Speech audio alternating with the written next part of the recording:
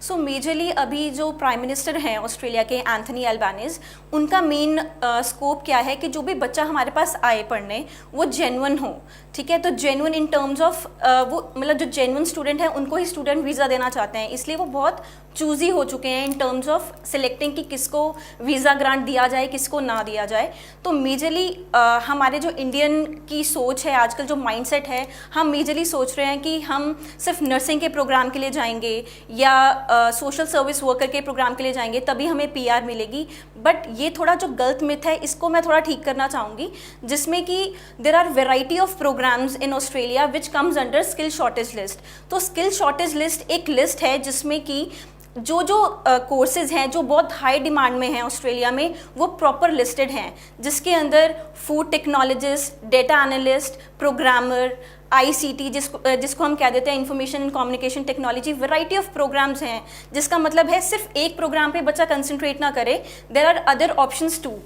तो मेजरली अभी के जो नया अपडेट आया है उसमें है वीज़ा हॉपिंग का।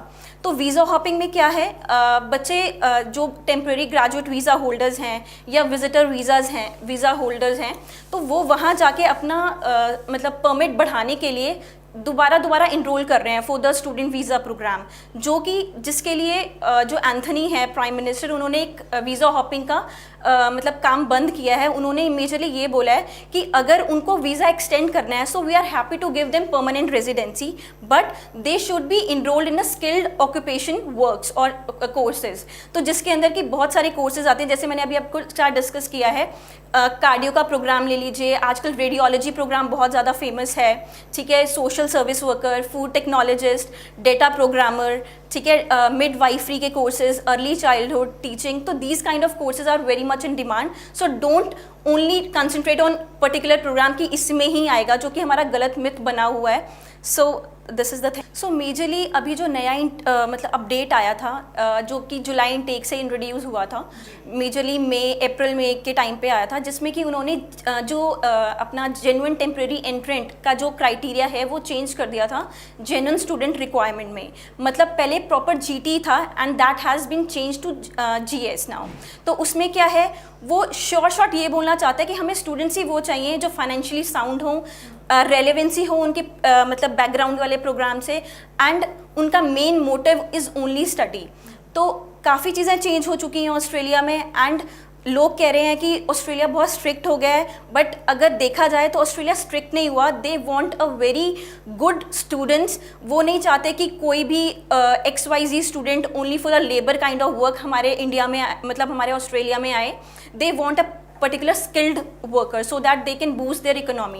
So if I talk about July intake I know कि बहुत ऊपर नीचे वाला रहा है, because नया GS था and everyone was very tensed कि क्या होगा क्योंकि नया criteria introduce हुआ था। But now July intake has gone and yes like बहुत अच्छा है कि हमने बहुत अच्छे वीज़ाज़ भी लिए हैं, बट नवंबर इनटेक में हम उस पड़ाव से आगे निकल गए हैं, ठीक है। तो GS हमने ऑलरेडी फेस कर लिया है, तो नवंबर इनटेक में बहुत ज़्यादा वीज़ाज़ आने वाले हैं जो जुलाई टेक में नहीं आए, ठीक है। तो नवंबर इनटेक में आई नो कि बहुत बड़ा मतलब हाइप होने वाली है फॉर द वीज़ा ग्रांट्स।